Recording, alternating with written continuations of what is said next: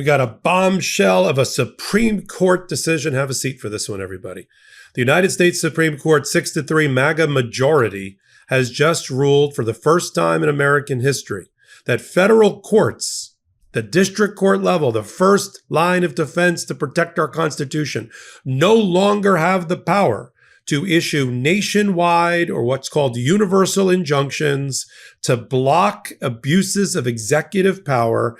Now it's going to have to be done through individual class action cases and or individual lawsuits in all 50 states about something so fundamental like birthright citizenship and the 14th Amendment. No, the United States Supreme Court didn't just rule that the 14th Amendment can be changed by executive order like Donald Trump wants, but it did just totally turn upside down and reverse about 100 years of precedent, allowing federal courts at the district court level and at the Court of Appeals level to issue injunctions that stop an abuse of power by the executive branch. No, says the supermajority, the MAGA majority, led by Amy Coney Barrett and joined by all the usual suspects, Roberts, Gorsuch, Alito, Thomas, Kavanaugh.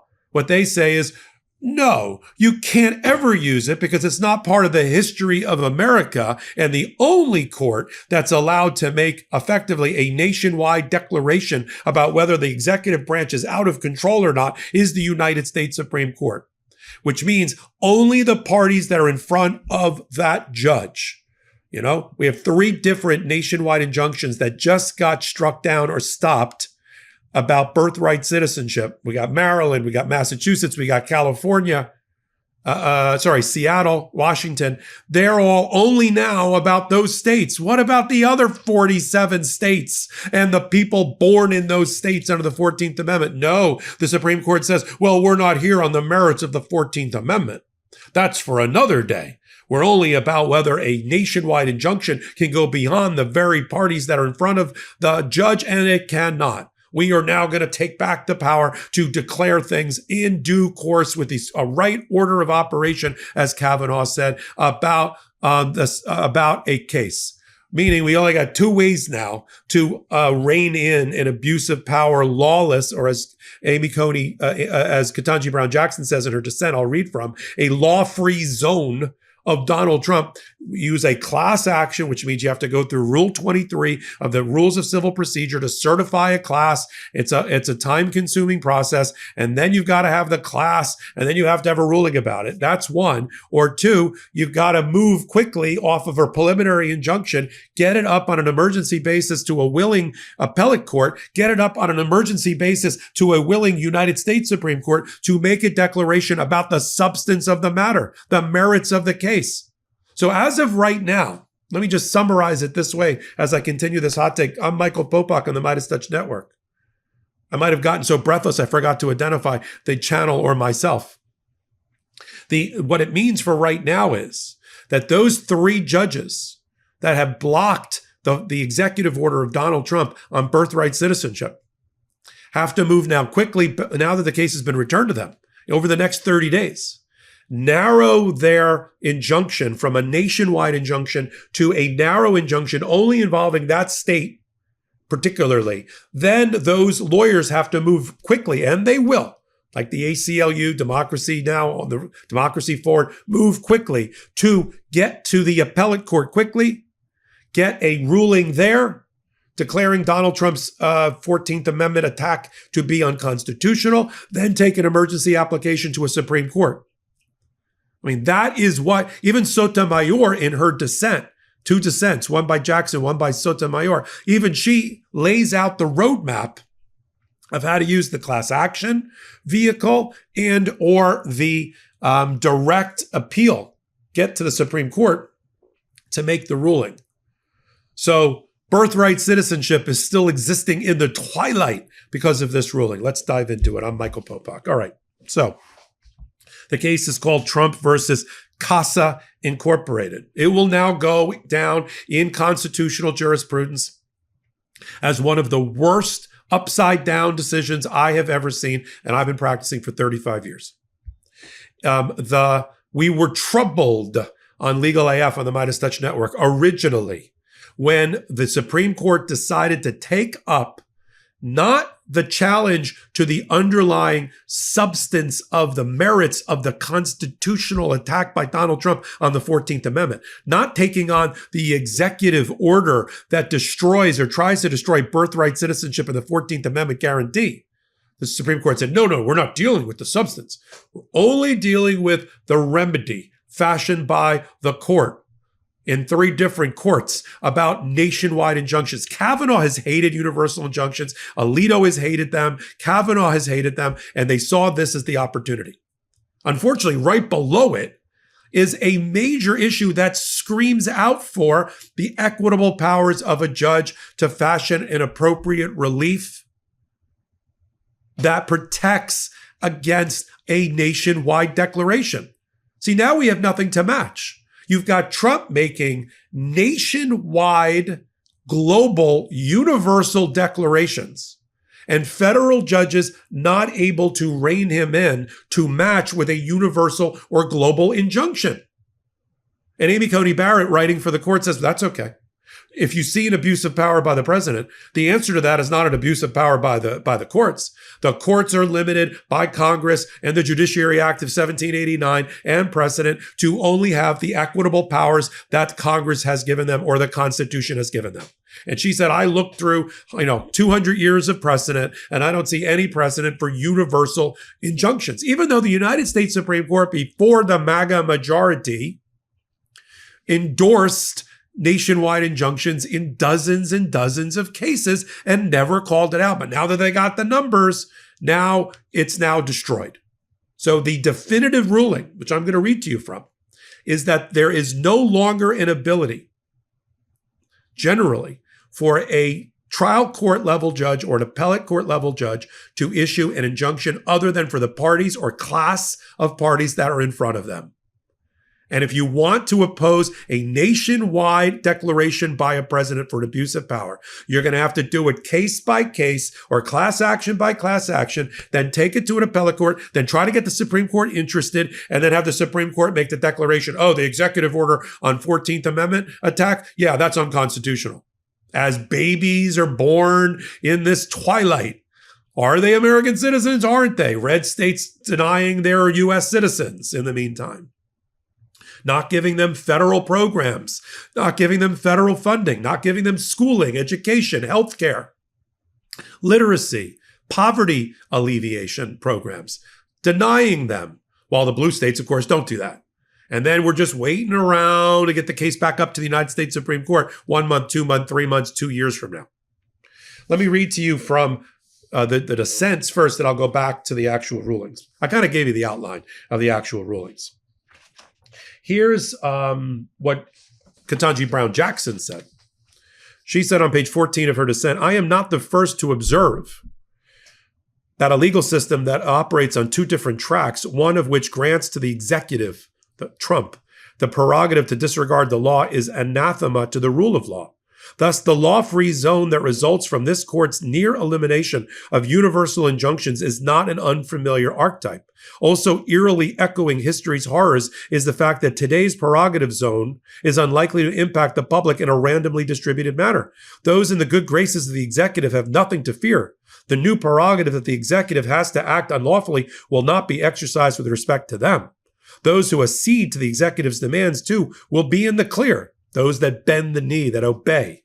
The wealthy and the well-connected will have little difficulty securing legal representation, going to court, and obtaining injunctive relief in their own name if the executive violates their rights.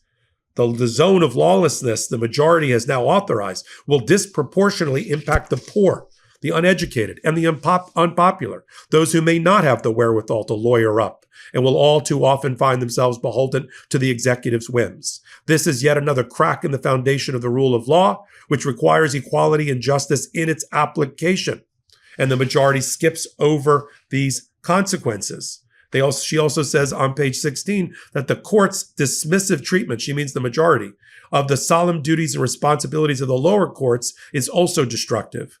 Sworn judicial officers, the lower courts, must now put on blinders and take a see-no-evil stance with respect to harmful executive conduct, even though those same officials have already announced that such conduct is likely unconstitutional.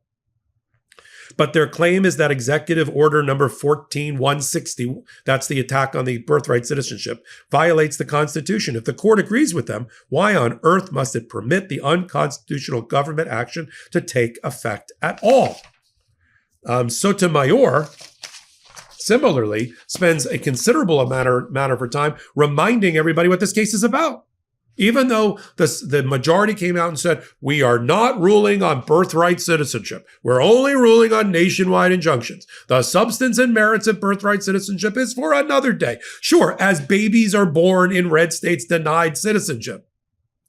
Sotomayor says in her dissent, she says on page 15 of her dissent, it is a bedrock principle that parties who request to stay must show they will likely suffer irreparable harm. Because Amy Coney Barrett, for the majority, said they're going to suffer irreparable harm. We were like, well, what is the irreparable harm? That you can't strip constitutionally protected birthright citizenship away from babies? No, according to Amy Coney Barrett, the majority. The irreparable harm is that the judiciary is exceeding their power under the Judiciary Act of 1789. To which Sotomayor says, what grave harm does the executive face that prompts a majority of this court to grant its relief? The answer, the government says, is the inability to enforce the citizenship order against non-parties. The problem, however, is that the executive branch has no right to enforce the citizenship order against anyone. It is unquestionably unconstitutional. It defies logic to say that maintaining a centuries-long status quo for a few months longer will irreparably injure the government. She also has an invitation where she invites people to bring class actions. She's basically laying out a roadmap that the states and others should use in order to oppose and bring this quickly to the Supreme Court. She says on page 2, the government does not ask for complete stays of the injunction, as it ordinarily does. Why? The answer is obvious. To get such relief, the government would have to show that the order is likely constitutional. That the order against birthright citizenship of the 14th Amendment, an impossible task in light of the Constitution's text, history, this court's precedents, federal law, and executive branch practice. So the government instead tries its hand at a different game. It asks this court to hold that no matter how illegal a law or policy, courts can never simply tell the executive to stop enforcing it against anyone. Instead, the government says it should be able to apply the citizenship order, whose legality it does not defend, to everyone except the plaintiffs who filed this lawsuit. The gamesmanship in this request is apparent, yet shamefully the court plays along. A majority of this court, Sotomayor writes, decides that these applications of all cases provides the appropriate occasion to resolve the question of universal injunctions and the centuries-old practice once and for all. In its rush to do so, it disregards basic principles of equity as well as the long history of injunctive relief granted to non-parties. Kavanaugh and others in their concurrences are like, yeah, we don't want this to be a new slippery slope where class actions are now being used inappropriately, trying to shut all the other exit ramps. So here's what happens next. Let me end the hot take this way. Here's what happens next. The lawyers will now scramble to get back in front of the judges to narrow and recast the injunctions already in place in Washington State, Massachusetts, and in Maryland to the parties involved. They'll then also seek class action certification to certify a class of all those similarly situated. Okay, so they'll have these double-barreled approach. Then there will be an appellate, hopefully a fast appellate process through the Ninth Circuit Court of Appeals, the Fourth Circuit Court of Appeals, and the First Circuit Court of Appeals. They will likely rule against the Trump administration on the merits of the 14th Amendment and birthright citizenship. Then parties who are on the losing end will seek an expedited emergency application over the summer, even though this is the last day of the term, from this same Supreme Court. Now on the merits, yes or no, thumbs up or thumbs down, MAGA. Are you going to strip 14th Amendment citizenship, birthright citizenship, and its beating heart out of the Constitution by way of a presidential executive order? Yes or no? So we may be talking about this over the summer or at the beginning of the new fall term in October. In the meantime, babies born and their mothers and families are in purgatory. created by this United States Supreme Court. We'll follow it closely here on the MeidasTouch Network. Come over to Legal AF, the YouTube channel. And in addition to that, Legal AF, the Substack, where I'm posting this 120-page combined decision so that you can read it for yourself. Until my next report, I'm Michael Popok. Can't get your fill of Legal AF? Me neither. That's why we formed the Legal AF Substack. Every time we mention something in a hot take, whether it's a court filing or a oral argument, come over to the Substack. You'll find the court filing and the oral argument there, including a daily roundup that I do called, wait for it, Morning AF. What else? All the other contributors from Legal AF are there as well. We got some new reporting. We got interviews. We got ad-free versions of the podcast and hot takes. Where? Legal AF on Substack. Come over now to free subscribe.